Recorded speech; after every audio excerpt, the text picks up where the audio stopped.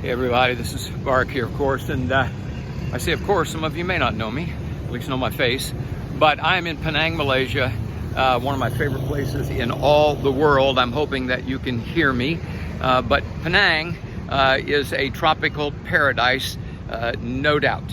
And for all my friends in Alaska, it's about 92 here Fahrenheit. Of course, they use centigrade, so it's about 32 centigrade. 92, 93 temperature, and the humidity is about 92 or 93.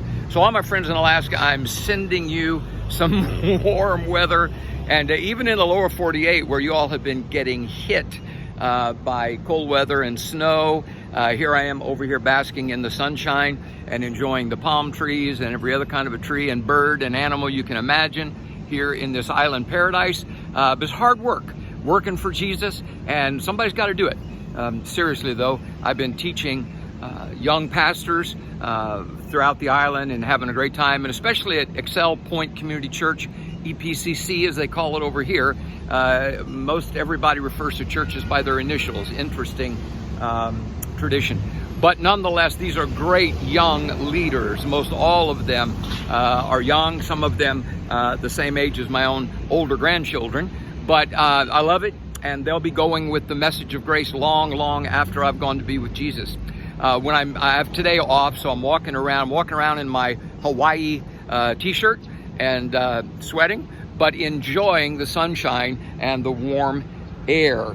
This is a tremendous island. There's everything from multi-million-dollar condominiums right on the ocean, all the way to people who sleep in stick shacks, little tarp that they made a tent out of, and sleeping in the alleys, setting up business in the alleys, just down on the ground on a tarp, and selling things, whatever they have to do to make it through.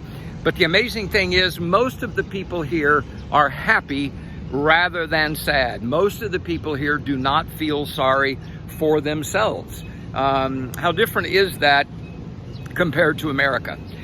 The churches, by and large, are passionate, and many of the churches are experiencing a revolution, a revelation, a renewal in true grace. Christ living in you, the hope of glory. Of course, the other thing around here are motorbikes. They are everywhere. Lots of cars, but lots of motorbikes. When I leave here in 2 days, I'll be going over to West Malaysia. I think it's West Malaysia. My Malaysian friends will correct me on that if it's East Malaysia. But it's on another island. It's on the island of Borneo. So I'll be going to Kuching in Sarawak on the island of Borneo and teaching in churches over there that this church, EPCC, has planted, and I'm doing a grace conference. First night is going to be on how to make one-to-one disciples with the understanding of grace and not rules, not accountability, although there's some truth in that, but we overemphasize it in the States.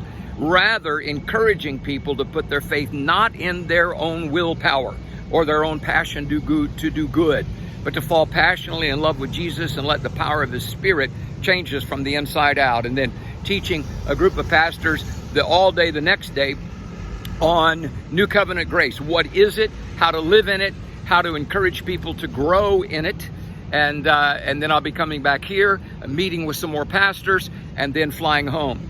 Thank you for praying for me. I'm feeling fantastic. My neck is great. My lungs are clear, even though I am pretty much in the heart of the coronavirus. And people are afraid. People are wearing masks most everywhere. And I understand that. They have a reason to be afraid. They don't have the medical care as available. Wealthy people or better off people can get medical care, but many of the people cannot.